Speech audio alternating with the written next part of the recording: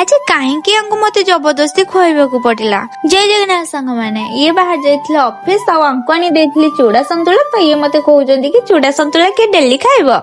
ମୁଁ କିନ୍ତୁ ଆଙ୍କୁ ଆଜି ବାଦାମ ଫାଦାମ ପକେଇକି ପୁରା ବଢିଆ ସେ କରିଥିଲି, ବଟ୍ ଆଙ୍କୁ ଦେଖା ହିଁ ଗଲାନି। ଖାଇବେନି ଆଉ ଖାଲି ପେଟରେ କଣ ଅଫିସ ଯାଆନ୍ତି କି? ତ ମୁଁ ବାଧ୍ୟ ହେଇକି ଆଙ୍କୁ ଜବରଦସ୍ତି ଖାଇବାକୁ ଦେଇଥିଲି। ଆଉ ସିଏ ଛାଡିଥିଲେ ଚୁଡା ସନ୍ତୁଳା। ମୁଁ ଗାଧେଇ ପାଧେଇ ଠାକୁର ପୂଜା କରିସାରିଲେ କି ଆସିକି ଚୁଡା ସନ୍ତୁଳା ଖାଇ ଦେଇଥିଲି। ଏଠି ଚୁଡା ସନ୍ତୁଳା ସିନା ଖାଇ ଦେଇଥିଲି, ବର୍ଷା ତ ଜମା ବି ଛାଡିବାର ନାହିଁ। ଏଇ ମାଟି କାଦୁଅରେ ଚବର ଚବର ହେଇକି ଘର ସେଘର ହେଇକି କାମ କରିବାକୁ ମତେ ଭାରି ଚିଡା ଲାଗୁଥିଲା।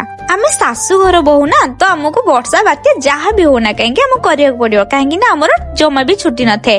ସବୁ ଚାକିରିରେ ଛୁଟି ଅଛି, ବଟ୍ ଆମ ଚାକିରିରେ ଜମା ବି ଛୁଟି ନାହିଁ। ଆମେ ତ ଘରେ ବସିଥିଲୁ ନା ପାଠ ସାଠ ପଢିକି।